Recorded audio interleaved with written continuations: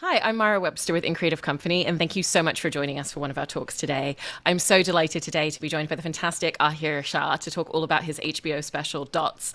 And I've heard you talk in the past about how sometimes when you're writing material and you're writing a longer show, that it comes from thinking about the larger topic and the overarching themes, and then the minutiae of the stories within is kind of the secondary part, but that other times it starts with the minutiae and the secondary and then becomes the Yeah. broader topic. And so for a show like this, especially because you're diving into such incredibly personal material, I was really interested in kind of the initial scope and framework and where the writing process began for you. Yeah. So this one was far more following the sort of latter pattern that you describe, where I was sort of over the course of the 6 months when I was formulating the show, coming up with all of these different and seemingly at the time disparate bits of material, and then realizing, oh no, actually, what's running underneath this through, as you come closer to actually having to put the show on, some combination of desperation and inspiration will mean that you find some sort of cohesive form for it. But it very much became apparent to me during the process of creating it that it was about the subject of uncertainty and lacking certainty and wanting certainty. And that very tragically only became more and more relevant as time went on, because of course this was a show that was supposed to be filmed in March 2020 and was indeed filmed in June 2021 for reasons you may recall.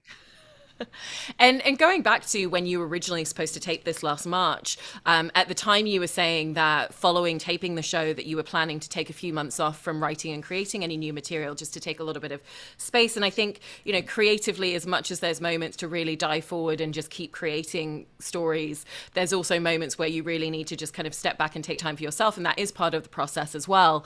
And so I was interested in kind of looking back to last year. Was that something that you ended up being able to do? Did it look very different? And have there been other moments as well where you found that necessity to just go, you know, things are going really well, things are going great, there's a lot of momentum, but I need to just step back for a moment? Yeah. Well, I mean, I suppose to an extent, last year did have a lengthy period of state-imposed breaks from creativity. So there was, of course, that. But certainly, after this show, I mainly wanted to do that because it all ties in my head with the show that I wrote beforehand, which was called Duffer, which was one that definitely the overarching story came first, and then the other bits sort of came in it later. And I wanted to tell a very particular story about family and death, and it was.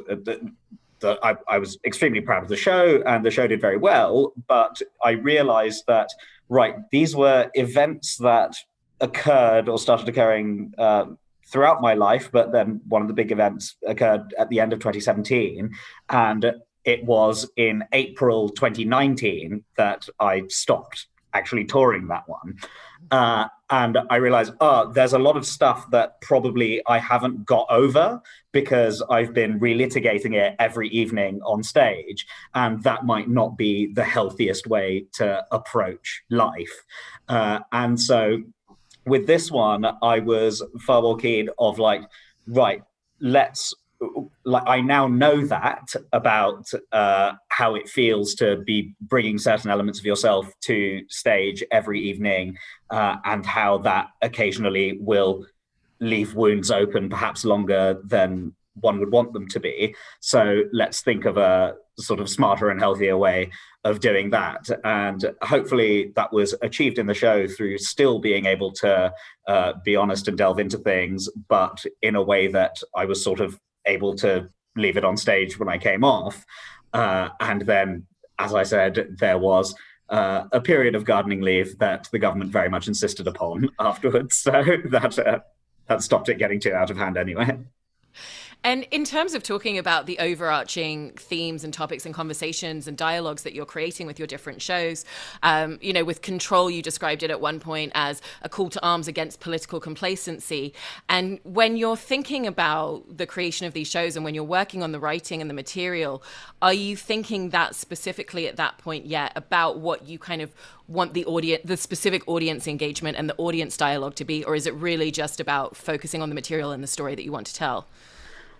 Um, to an extent, I think I was a lot more grandiose when I was younger. So I think that certainly that was the way that I approached things in my twenties, and my twenties and elements of my hubris are now gone. So now I'm like, oh, probably the first thing that you need to be is funny. That's probably the basic job description, and you nail that bit first, and then that gets you the license to do the other stuff. Hopefully. But no, I think that one can overthink what one wants the audience to be feeling at particular times, and I always think that the nicest experiences are when it's just like, right, I'm going to articulate a way that I feel about X, Y, Z, and I'm not, you may disagree, but I'm not being dishonest, and I'm hopefully not being cruel for the sake of being cruel or what have you. This is just, I'm going to articulate my perspective on this, whatever this thing may be, as hopefully clearly and funnily as I can. And then I think that approaching things in that way is what then gets audiences to afterwards say, like, yes, like, I'd never thought of articulating in that way, but that's definitely something that I felt and thought about and everything. So you're not trying necessarily to elicit a particular thing from them, but through just being quite frank and hopefully clear and what have you, you will end up eliciting it in a more effective way, hopefully. And one of the things that you're so brilliant at with your comedy in terms of the material is the way that you're able to interweave between different types of topics and different discussions and conversations within such short moments. You know, if we look at the first few minutes of Dots, we go from making a joke about autocorrect to talking about the internal class structure of the UK. And then, you know, there's everything from the meaning of life and death, thinking about, you know, the eventual death of our parents in life, gender inequality, mental health, and there's all these different topics that come into a really succinct amount of time. And it's not something where it's like, okay, we're giving 5 minutes to this, we're giving, you know, 5 minutes here to this. It's all constantly almost scribbling back and forth between all of these different moments as well. And so in terms of writing and creating that material, I was just interested in how you navigate that sort of setup and really finding the moments where, okay, this is the moment where we're going to come back to something that we talked about 20 minutes ago, because contextually it's going to land completely differently if we revert to it now. Yeah. Well, I think so. In the first instance, what I'd say on that is that while the things, I guess, may feel quite disparate and everything, I think that the way that I like to try and approach it is always starting from a sort of micro or personal space and building out from there, just because I think it's always much more interesting rather than entering into something in a very abstract way and being like, I reckon this, and everyone quite rightly being like, well, who the hell are you? Why do I care what you think about that and everything? So it's in all of these things, I think that the way that they're tackled is through starting off quite small and quite personal and trying to build around that grain to create something larger. And certainly, I think that in terms of the interweaving of it all, that's one of the lovely things about because we have this immediacy as performers, and in a way that a novelist or filmmaker doesn't get the chance to do. I can go on stage and think about something in the moment and put it in there, and there does just seem to be that feeling of, oh, it feels right now to it. So most of the stuff in by way of like callbacks and tying ups and things don't come from active sort of sitting down and, haha, won't it be clever if I do that here? It's just it's a thing of being on stage and all of a sudden your brain just going like, oh, that'd be good if I did that. And sometimes it's not, but sometimes it is, and that's lovely. And very frequently with long form comedy shows as well, there's always small instances and small callbacks to previous material. So, you know, when you did Live at the Apollo a couple of years ago, there's a brief part of that set that ends up in Dots. And, you know, this is a frequent thing which happens all the time, because so much about doing those 5, 10, 15, 20-minute sets is about workshopping material and figuring out what works. What's your process of looking at your previous shows and your previous gigs and the material that you've already been workshopping and seeing how it fits into a show like this? Yeah. Well, generally speaking, because the way that things at least used to work in the way that UK comedy works, and I think from next year will be again. But so much of our calendar is tied to the idea of the Edinburgh Festival, right? And for a great many of us, will go spend August up there and do shows every day for the month, and then that's what you take on tour afterwards, right? And you tour that, and then you write the next one, rinse and repeat the following year. And quite frequently, American comedians look upon us in bafflement that we are that prolific. And then you go, it's just writing one bit a month, right? That's not that hard. Come on, but we like to con people into believing that our job is considerably more difficult than it is, because it's a wonderful little bit of gatekeeping. But because of that, I think that you very naturally slide into a thing of, right, that was the show from last year, and so I've got to clean the slate entirely. And I might be able to have, one line. Maybe that was a fun way of introducing myself last year, and I'll just do that again this year. But other than that, you want to flush the entire thing out and make something wholly new. And I think that that's what also keeps it fresh for you as a performer. Like, you can end up in situations where, say you're just on a Saturday night hopping between a few clubs in central London doing some 20-minute routines, and you're like, there's a 4-minute bit that I wrote 6 years ago that I know will just, it'll do the job, it'll do what needs to get done, and what have you. But that's never as fun as being able to build something fresh and creating a new narrative arc and whatnot. And because you're bringing up Edinburgh Festival, you were kind of like asked at one point about advice for comedians, and part of it was about going to Edinburgh Festival, and it was almost go to Edinburgh Festival, but don't go in a way where you're spending loads of money, because there's so many different ways that you can go there with a show and structure what you're doing. And, on a very practical, granular level, what are the things that are actually really useful to invest in terms of getting your show set up, promoting your show? And what are some of the things that you see comedians and performers spending on that don't really have the payoff and don't really enhance the show and the audience connection? I think that there's a lot of stuff where people are encouraged to run before they can walk, and certainly I was guilty of that at the beginning of my career, and trying to do things that I wasn't ready for, and then that just ends up you're plowing money into things unnecessarily and whatnot. But so it's having a realistic assessment of what's right at that particular time for you, right? Like, do you need to be playing a room of that size, or do you need to be engaging in some elaborate PR campaign? Or fundamentally, are you at this stage of your career just someone who needs to be learning the ropes a bit more, and then that sort of thing will come and be necessary later on?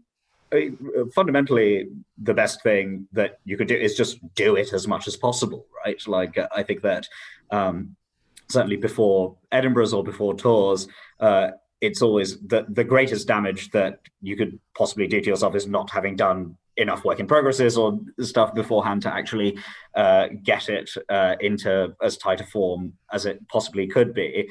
And you can, I think, get sort of wowed with lots of ancillary bells and whistles of, well, but I've got this incredible poster design and there's this incredible marketing campaign going on behind it. And it's like, do you have loads of really funny jokes? Because if you don't, then that extraordinarily impressive piece of graphic design isn't actually going to be much use. There's a line from the Austrian economist Joseph Schumpeter from Capitalism, Socialism, and Democracy that I think of a lot, where he writes that a picture of the prettiest girl in the world will, in the long run, prove powerless to sell a bad cigarette. And I think that that's probably about right, while also updating the references to 21st century and not using pretty girls and cigarettes. And both in spaces like Edinburgh, but overall, you know, within the UK comedy scene, it always seems like there is a really strong sense of community, because it's such an interesting craft in which a lot of time is spent working by yourself. When you're on stage, you're the only person on stage. When you're working on your material, you're the only person working on your material. And yet there really does seem to be that kind of cross section of community within comedy. And so wanted to ask about the ways in which that's really existed for you, and spaces where it's really helped to elevate either your career or elements of your craft from the other people around you by your side.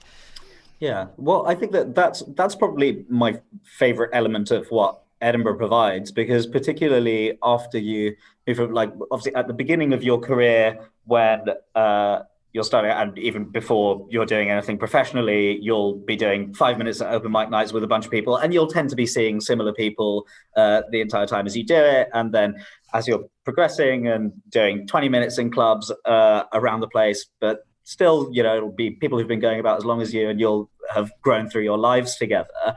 And then all of a sudden, things, you know, are going well and everything. And then you're like touring on your own. And you're like, well, on the one hand, this was the job that I always wanted. And on the other hand, it's Thursday night and I'm in Swansea and I don't know anyone and it's extremely lonely. And so that's what something like Edinburgh is very useful for, just like feeling that you really have colleagues and that you're all in it together. And it's like, yeah, so Edinburgh is useful for that, like WhatsApp groups, an absolute lifeline over the course of the last 18 months in particular, where I was like, I can talk to like a group of people who will very much understand the way that I'm feeling, and we can help one another in that way. But I think it has been to my mind anyway. I know that many people have vastly differing opinions on this, and quite rightly, but I've been very fortunate in the sort of people I've had in my cohort and whatnot, who have been astonishingly supportive, and was like, if we just get to wander around and be clowns for a living, and that's fun, and let's make it fun for one another. And jumping back to Dots as well, you know, this is the first time that you've taped a full form television stand up special, and it's always such an interesting dynamic because it's being recorded, it's going out on television, it's being broadcast, and so you've got the camera crew there, and you're playing to an audience of people who are sitting at home, you know, either with their families and friends, but also potentially by themselves, internationally watching it, and at the same time you're still playing to the room in the house, and that's a really important energy to engage in. But also just stylistically, there's a type of intimacy in the room and there's a different type of intimacy on camera. Is that something that you allowed yourself, or was helpful to be cognizant of at all? Or was it really just about playing with the energy in the room in the same way that you would anyway? Well, I think so. Like I was given just really good advice in the lead up to it, and like the director of the special, Peter Autumn, is absolutely fantastic and has many years of experience in the game, and he's worked with that particular crew a lot. So it was sort of just a thing of being able to trust everyone else. It's like, right, I have entire faith that the camera crew and the director and everything are going to do their job for getting it looking as good as it can as a special and as a televised thing. So that's not my job right now. My job is to deliver for the people here the best show that this can possibly be, and hopefully that's something that translates through the camera.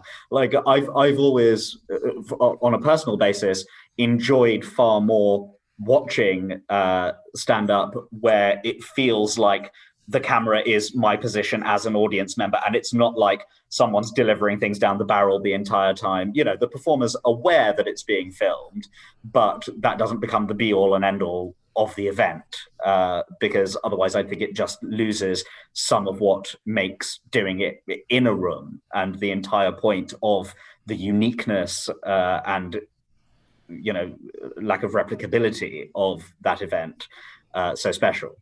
Yeah.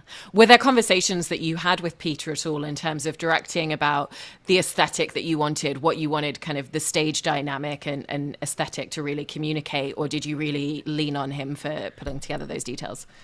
Oh, I absolutely like.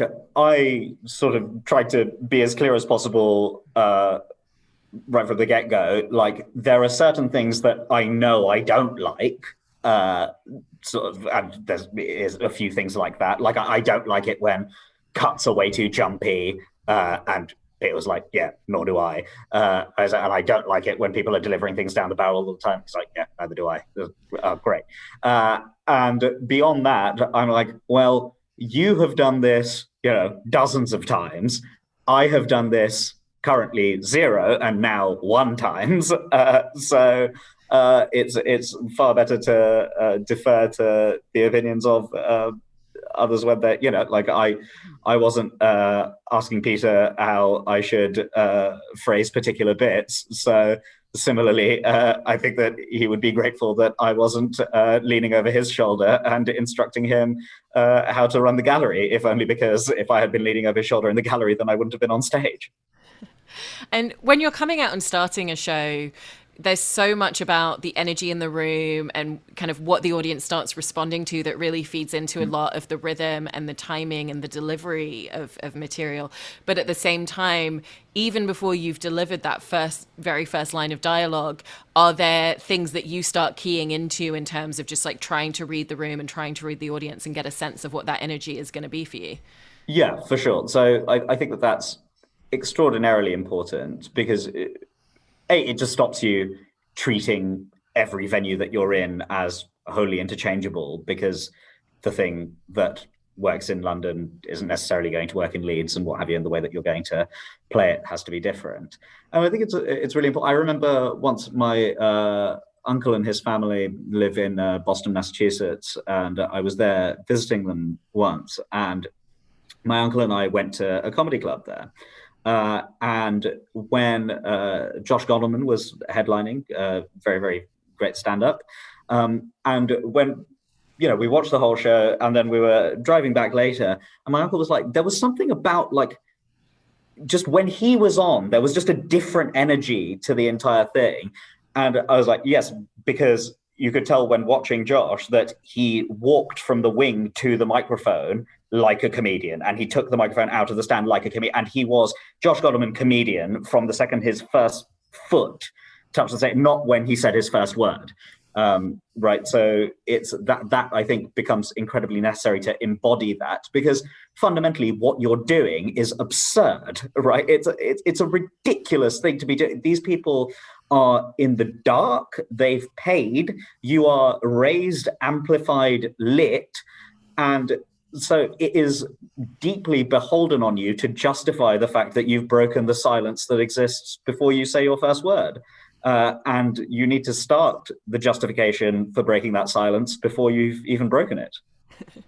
And off the back of that as well, there's also, in any type of performing, and I imagine especially in comedy, there's almost a necessity, it seems, to create certain blinders for yourself. Everything's going to go great. It's going to go as I planned. This is going to be successful, because it is such a challenging career to pursue as well. And there's so many elements working against you. But then obviously you don't want that tipping point to like go too far into a space of delusion. And is that something that you found that you had to kind of create for yourself? And what is that line of balance? I think that it's probably like anything in the creative industry is just making sure that your level of delusion doesn't get so far out of step with reality that it becomes entirely unmoored, as you say. But a slight amount of delusion beyond reality is probably also necessary in order to keep you going and attempting all of it. Because it's like if you weren't at least mildly delusional, like I remember, God, when I was like, when I just graduated from uni or something, and was living back with my mum and dad, and they were like, right, this is your passion, you want to try making a go of this, come live with us and you can give it a go for a while and see if it actually works, see if you can support yourself doing it.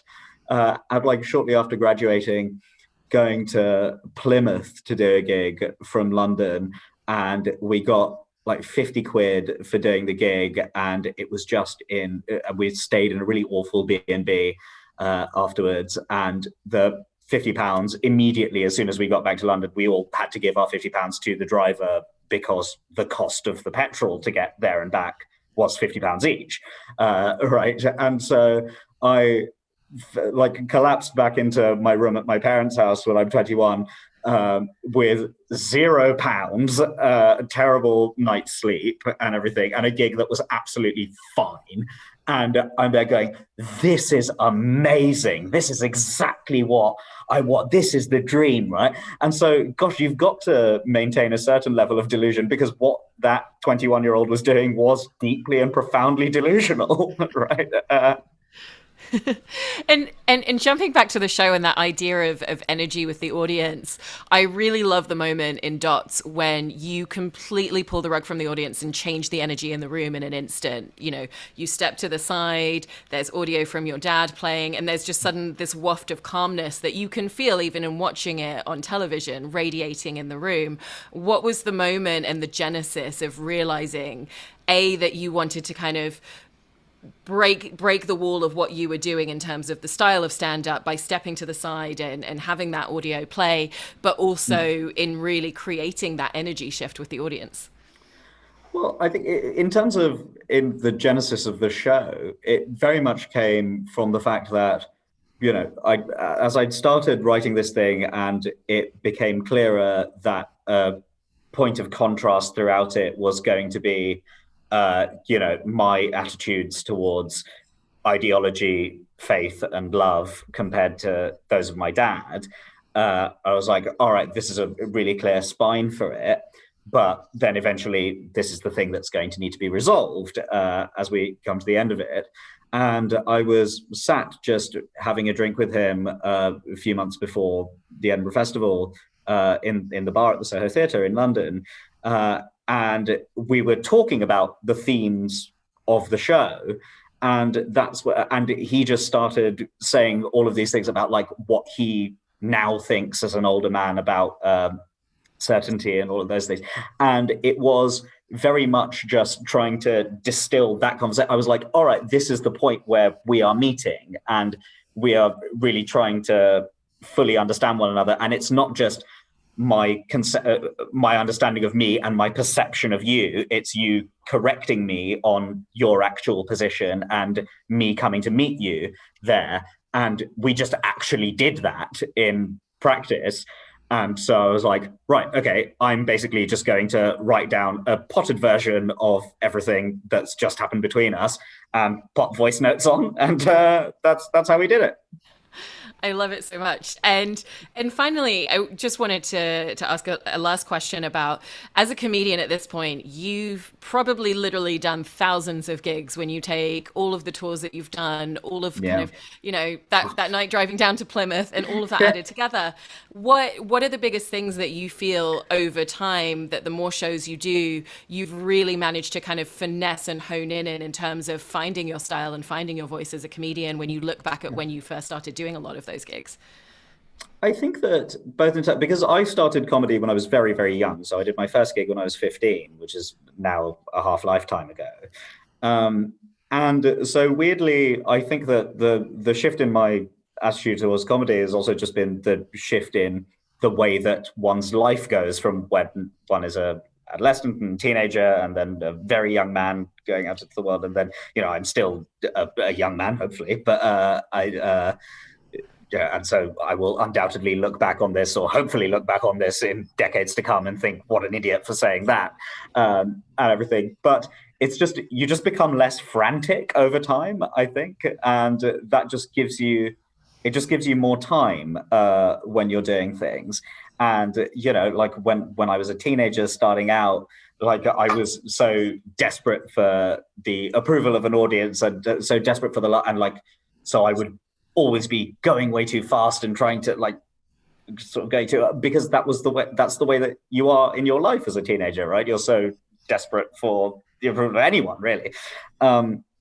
Whereas then hopefully as you get a bit older, then you're like, oh no, actually I've got a bit more experience both professionally and personally in life, and that affords you the space to hopefully just calm slightly and try to. I always like the idea of certain footballers looking like they've got more time on the ball, than others. And I think that that's what you should endeavor for as a comedian, to have more time on the joke and everything, even though it's taking you, like it takes everyone, 20 seconds to get one out. It's just that you feel, for some people, that 20 seconds feels like a very rich expanse. And I am under no illusion that I'm there yet, but one day that would be the dream. I enjoyed this special so much, not just in terms of the comedy, but also through the conversation that you're having with everybody in creating it. So thank you so much for taking time to share all of this. Really appreciate it. Absolute pleasure. Thank you.